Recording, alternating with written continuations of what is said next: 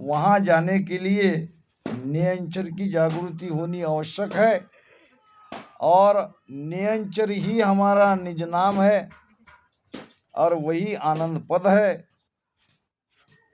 तो महाराज फरमा रहे हैं कि एक पोर में जाग कर चेतन वेतन माय, जे मंथन वो कीजिए प्रेम धसे उरमाय, प्रेम धसे उरमाय, उलटता बार न लागे, नक चक नाड़ी रोम नाम धुण सब में जागे, सुख राम कहे गुरु मेर रे, यूं रुतवंती भाय, एक पहर में जाग कर चेतन वेतन माय। नियंचर कैसे जागृत होता है इसका उपाय बता रहे हैं। इसके लिए कोई जीवन भर इसकी आवश्यकता नहीं है कि हम भजन करते ही रहेंगे करते ही रहेंगे करते ही रहेंगे, ऐसा नहीं होता है। इसका भेद समझना पड़ेगा। महाराज कहे क्या रहे हैं कि केवल चेतन होके शुद्ध बुद्ध से एक आसन पर अगर कोई 3 घंटा भजन करता है, मान लो 3 घंटा ही भजन करना पड़ेगा, ऐसी बात नहीं है। 3 घंटा तो ये उसकी मार्जिन है, ज़्यादा से ज़्यादा 3 घंटा। 1 घंटे में हो सकता है, आधे घंटे में हो सकता है, पलक में हो सकता है, 1.5 घंटे में हो सकता है, 2 घंटे में ये नियंचर जागृत हो सकता है। ये हमारे हाथ में है, हम कितना उसको महत्व देते हैं, कितना हम प्रेम लगाते हैं, इस पर वो आधारित है। भेद तो हमको गुरु महाराज ने बता दिया, अब करना हमें है। भेद के साथ करना है, भेद को समझना है कि एक पहर में जाग कर। जागने का मतलब क्या है? कल मैंने बताया था, सावधान रहना, किसी भी समय में एकदम अटेंशन रहना, मन के साथ हम कहीं निकल तो नहीं गए, जागरूक रहना, इसको कहते हैं चेतन रह के भजन करना। हमको भीतर में ये नोट करते रहना है कि हमारी श्वासा कहाँ से कहाँ तक जा रही है, और कहीं मन के साथ तो हम नहीं चले गए। ये बात नोट करते करते आप प्रेम से राम राम का रटन करोगे, नियंचर कभी भी जागृत हो सकता है। बात प्रेम की है, बात साधना की नहीं है। ये साधना से नहीं होगा। हम साधना कर रहे हैं मगर हमारे अंदर पहले प्रेम की बात आ रही है। फिर एक बार प्रेम जग्यो हर नाव प्रकाशे, एक दिवस भर ढील न पासे। प्रेम जग्यो हर नाव प्रकाश, वो प्रेम जगते ही वो नियंचर भीतर में प्रकट हो गया। ये कोई बहुत बड़ी भारी बात नहीं है। ये प्रेम लगाना थोड़ा कठिन है, समर्पण करना थोड़ा कठिन है। एक बार समर्पित हो गए, एक बार विश्वास आ गया और फिर हम प्रेम से भजन करने लगे तो उसके लिए आसान है।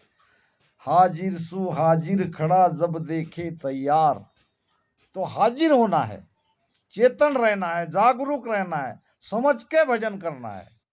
और गाफिल गेला ज्ञान बिन कुटी जे संसार, जो गाफल है, बेसावध है, जिसको ये भेद, अब ज्ञान तो सब समझ रहे हैं मगर एक एक चीज को पकड़ के धारण करना ये बड़ा कठिन है। जब बार बार बात आ रही है प्रेम की तो ये प्रेम लगाना बड़ा कठिन होने लगता है। जैसा कि प्रमाण आता है, एक कोई साधक साधना करने वाला दोनों पैर को लोहे की जंजीर से बांध लिया और नीचे कुएं में लटक गया, और लोहे की जंजीर बाहर में किसी पेड़ को या लकड़े को कहीं बांध लिया और बरसों से ऐसे ही लटकता रहा। उद्देश्य ये था कि जंजीर टूटेगी तो परमात्मा मुझे मिल जाएंगे। अब कई साल उसे उस स्थिति में हो गए। एक व्यक्ति आया, देखा और किसी को पूछा कि ये महाराज ऐसे उल्टे क्यों लटक रहे, जंजीर पैर को क्यों बांधा है? तो ये परमात्मा को मिलना चाहते। किसी ने उसे बताया होगा कि अगर ये जंजीर टूट गई तो परमात्मा मिल जाएंगे। भोला भाला व्यक्ति था। उसने क्या, अगर ऐसा है तो मैं भी देखता हूँ, कोशिश करते। अब उसने रस्सी से अपने पैर बांधे, एक रस्सी का कोना दूसरे पेड़ को बांध लिया और वो भी लटक गया। अब रस्सी थी कमजोर, रस्सी टूट गई। कुआं बहुत गहरा था। अब वो नीचे गिरने वाला था तो दो हाथ मजबूती से उसको उठा के रखे थे। उसने कहा, भाई कौन हो तुम? वही जिसके लिए तुम नीचे लटक रहे थे। तो मुझे कैसे मिल गए?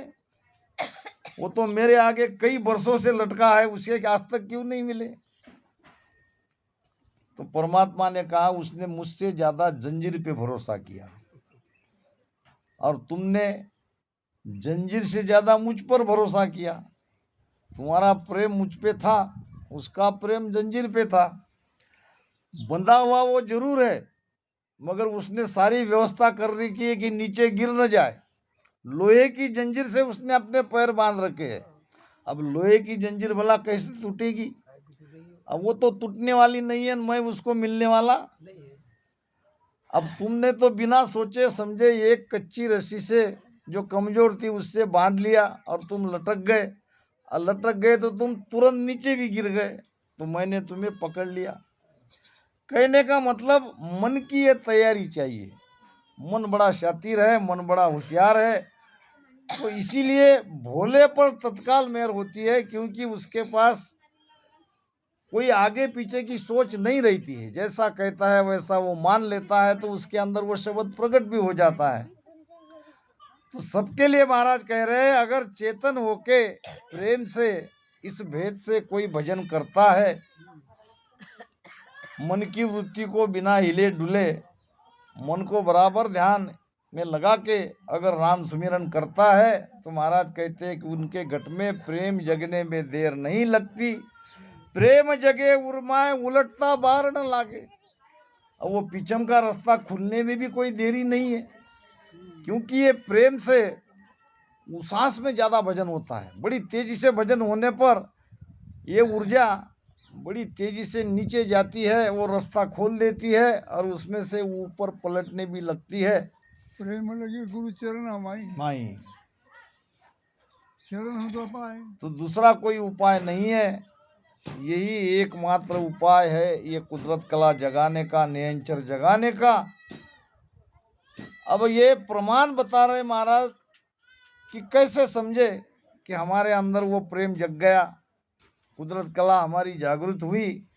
तो नक चक नाड़ी रोम नाम धुन सब में जागे। नक से चक तक नाड़ी, नाड़ी में, रोम, रोम में ये ध्वनि सुनाई देती है।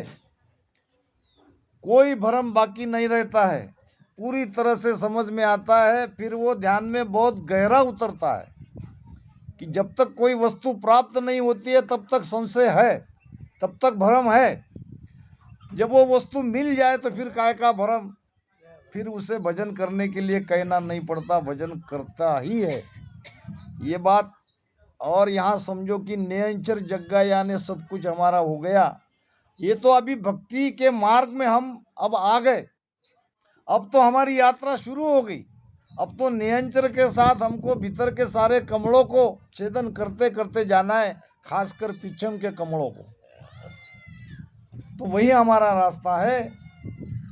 सुख राम कहे गुरु मेर रे, यूं रुतवंती भाय।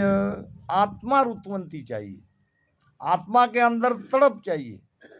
तड़प नहीं है, विश्वास नहीं है, तड़प नहीं है तो प्रेम नहीं लगेगा।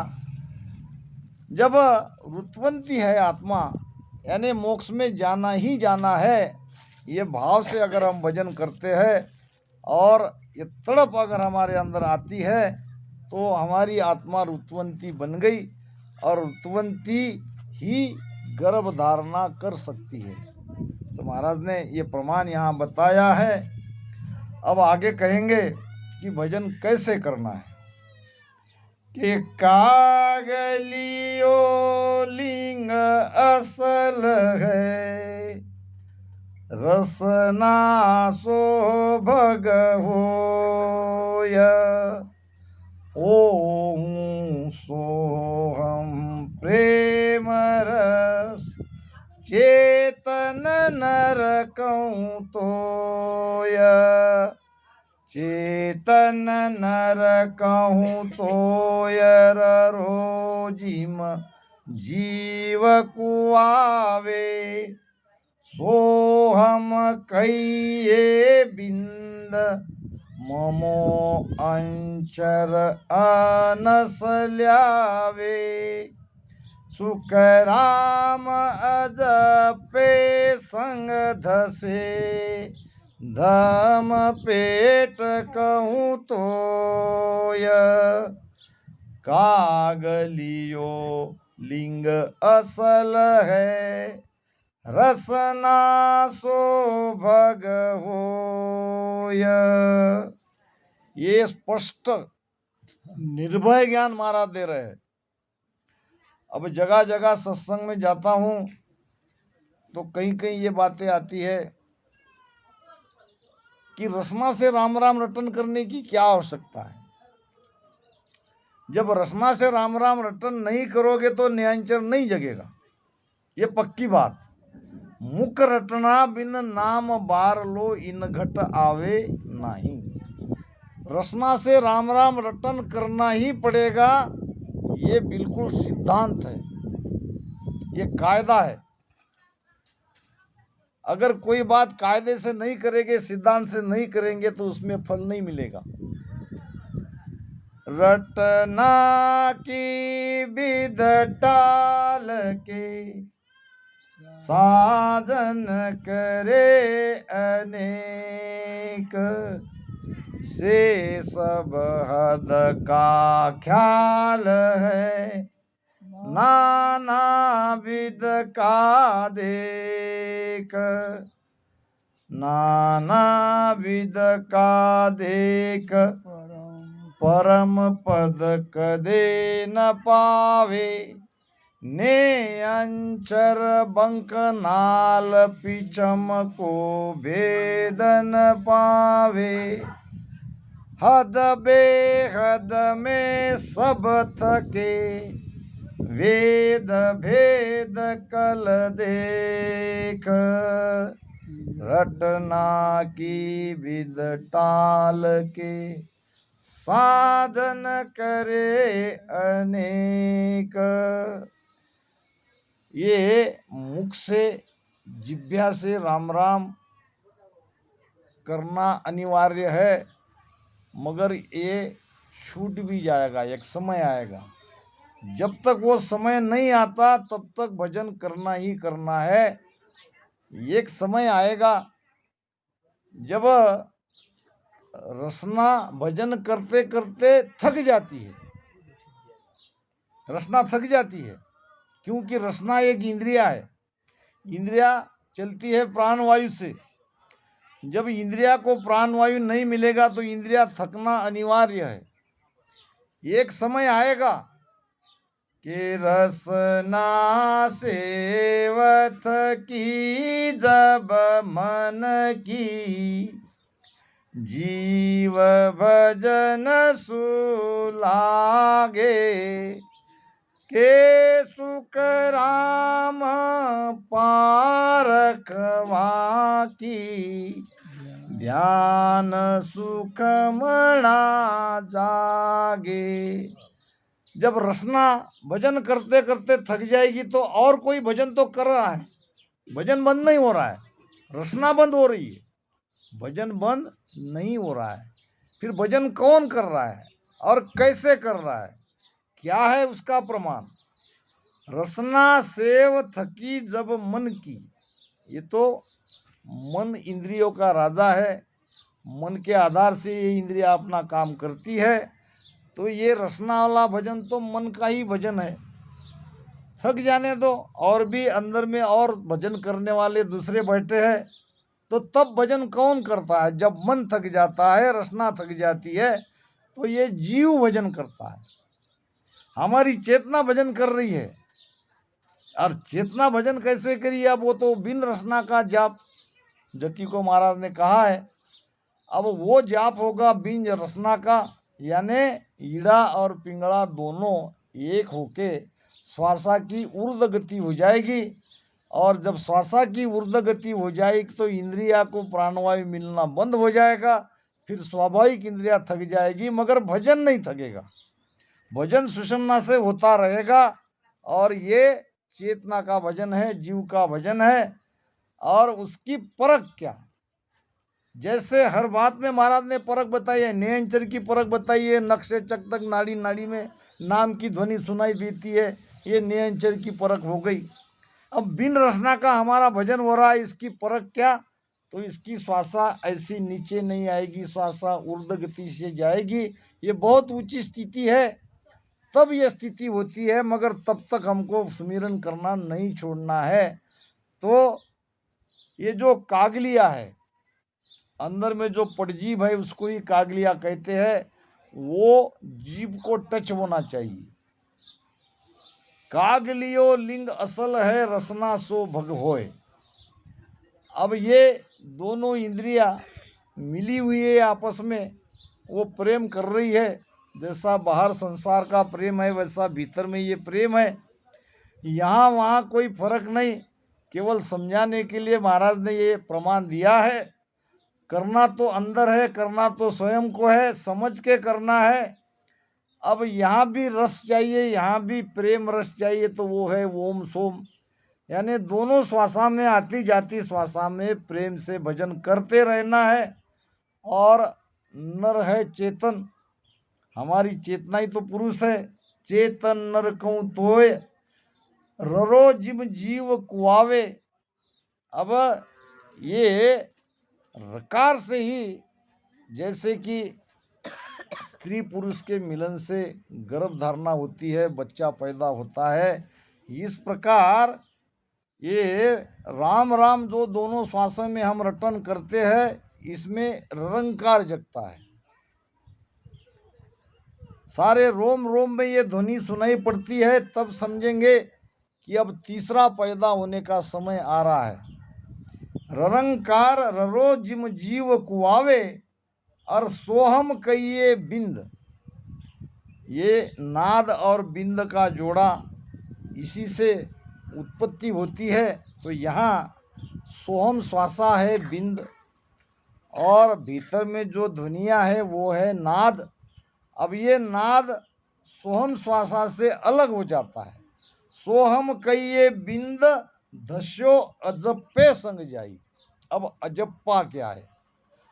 अजप्पा का शब्द से अर्थ है बिना जप किए हुए जो होने वाला जप है, उसे अजप्पा कहते हैं। मगर महाराज ने जो अजप्पा कहा है, वो अजप्पा ये नहीं है।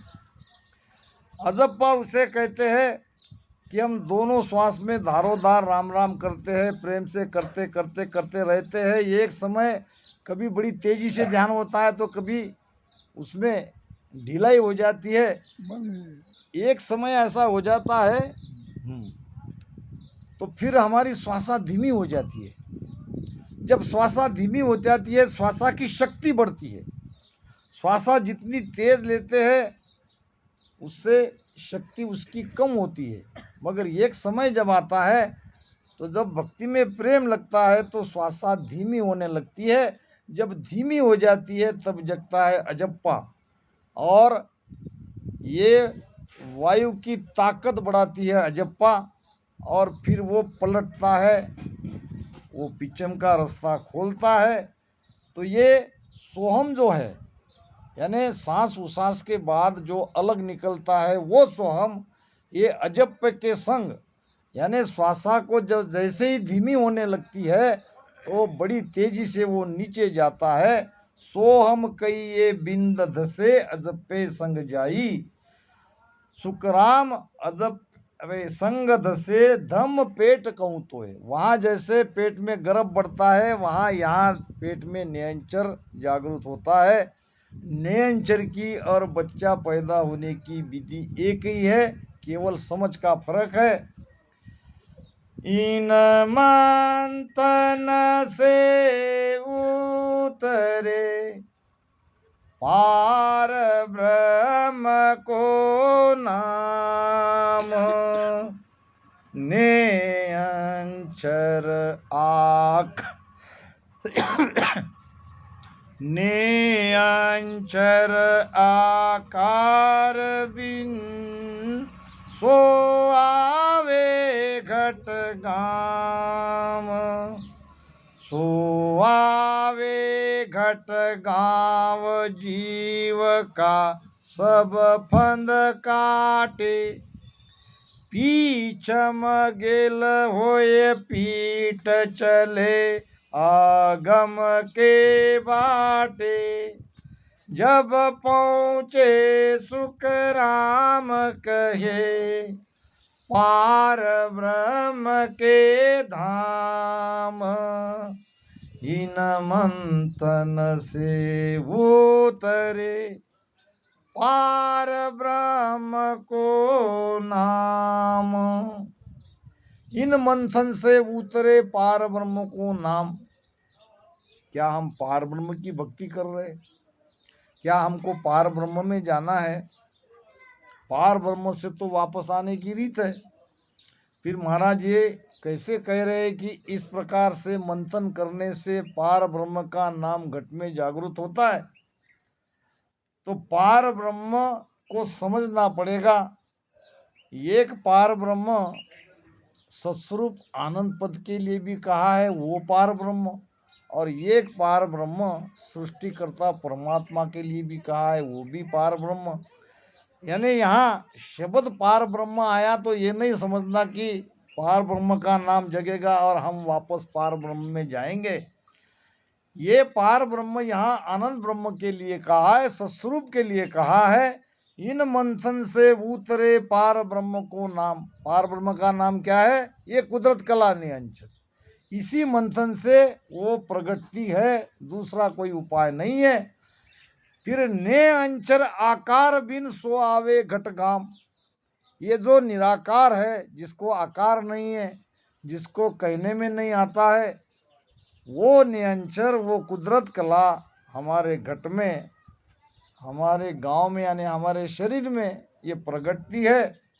सो आवे घट गांव जीव का सब फंद काटे। ये नियंचर करता क्या है? जीव जो फंदों में बंधा है, ये सारे फंद एक एक काटता है। महाराज ने बताइए मेहर के अंग में कि ये जीव कैसे कैसे इन फंदों से बंधा है। ज्ञान की फांसी, ध्यान की बासी, जगत की फांसी, इस प्रकार ये सारे फंद को ये नियंचर काटता है, फंद से मुक्त करता है। मोक्ष का अर्थ यही है कि बंधन से मुक्त होना। ये जीव कई बंधन में बंधा है, तो ये सारे बंधन ये नियंचर काटता है, बंधन से मुक्त करता है, आजाद करता है। सो आवे घट गाँव जीव का सब फंद काटे। जीव के सारे फंद ये नियंचर काटता है। और पीछम गेल होए पीठ चले अगम की बाटे। पीछम के रास्ते से, पीठ के रास्ते से हम ऊपर चढ़ रहे हैं। मैंने पहले ही बताया कल। और संयोग देखो, बापू ने भी वही विषय लिया कि केवल सूरत को 10वें द्वार के बाहर ले जाने से काम नहीं चलेगा, ले जाना है प्राण को। अब उसको जीव कहो, जीवात्मा कहो, आत्मा कहो, प्राण कहो, चेतना कहो, ये जो भी शब्द कुछ भी कहो, नयनचर ने रास्ता खोला। नयनचर के साथ सुरती लग गई, जो सुरती संसार में थी, मन के साथ थी। अब शब्द बिना सुरती आंधरी, शब्द नहीं है तो सुरती तो आंधी है। कहो कहाँ ते जाए, कबीर साहब कहते हैं, शब्द बिना सुरती आंधरी, कहो कहाँ ते जाए, द्वार न पावे शब्द का, फिर भटका खाए। तो ये शब्द सुरती को अपने ओर खींच लेता है, हमारा ध्यान अनायास शब्द के साथ लग जाता है, लगाने की आवश्यकता नहीं है। फिर जो सुरती संसार में फंस रही थी, वहाँ से सुरती निकल गई। पहले तो सुरती निकलती है, फिर निकलने के बाद सुरती धीरे धीरे ताकतवर होती है। सुरती ताकतवर होती है तो मन कमजोर हो जाता है। अभी मन कम ताकतवर है, सुरती कमजोर है। जब शब्द जगता है तो धीरे धीरे सुरती पावरफुल होती है, मन कमजोर पड़ता है, और मन कमजोर होते ही धीरे धीरे मन के सारे विकार विचार मिटने लगते हैं और मन निज मन में परिवर्तित होता है। मन पूरी तरह से पकड़ में आता है। ये जो 5 ज्ञानेंद्रिया, 5 कर्मेंद्रिया, चित्तमन बुद्ध अहंकार सब हमारे बस में आ जाते हैं। महाराज ने कहा भी है एक भजन में, सुंदर में, राजा के संवाद में, अड़ा पिंगला करे आरती, अनहद झालर बाजे,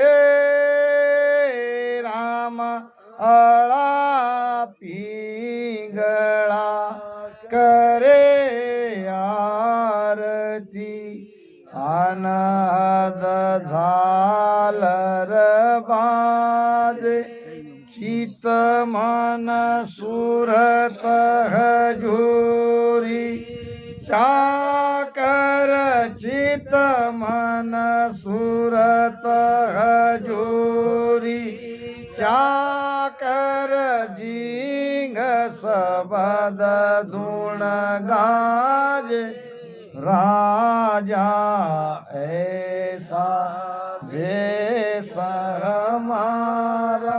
ये चितमन सूरत चाकर बन जाते हैं, दास बन जाते हैं, बस में आ जाते हैं, जो कि बड़ा मुश्किल था उनको बस में करना। जब पहुँचे सुखराम कहे पार ब्रह्म के धाम। इस प्रकार से ये सारी चीज़ें हमारे अंदर होगी। पीठ के रास्ते से ये चेतना को ऊपर चढ़ाएंगे। जब पहुँचे सुखराम कहे पार ब्रह्म के धाम, और इन मंथन से उतरे पार ब्रह्म के नाम। तो इस प्रकार ये भेद महाराज ने यहाँ बताया है, और भेद को हमें समझना है, समझ के भजन करना है। पहला पड़ाव नियंचर जगने का, और दूसरा नियंचर ने जो पिचम का रास्ता खोला है, उस रास्ते से चेतना को ऊपर चढ़ाने का। इसके लिए बहुत ज़्यादा भजन करना पड़ता है, और नाभि में ही धारोधार भजन करो। नाभि से ही ये चेतना रीढ़ की हड्डी से निरंतर ऊपर चढ़ती रहेगी। यहाँ शब्द है, यहाँ ध्वनि सुन रहे तो वहाँ ध्यान लगा के मत बैठो। यहाँ भी है, मुख सिमरन मत छाड़ दो, 10वें द्वार लग जो। तो ये नीचे का भजन जब तक श्वासा पलटती नहीं है तब तक करते रहो, तभी ये चेतना रीढ़ की हड्डी से ऊपर जाएगी। नहीं तो यहाँ शब्द है, वहाँ धुन करते रहोगे, ऐसे चुपचाप बैठे रहोगे, तो ये आगे के लिए हमारे लिए खतरनाक है। असली चीज़ तो 9 द्वार से ही हमारा प्राण नहीं निकले, ये कोशिश में हमको रहना है। इन्हीं शब्द के साथ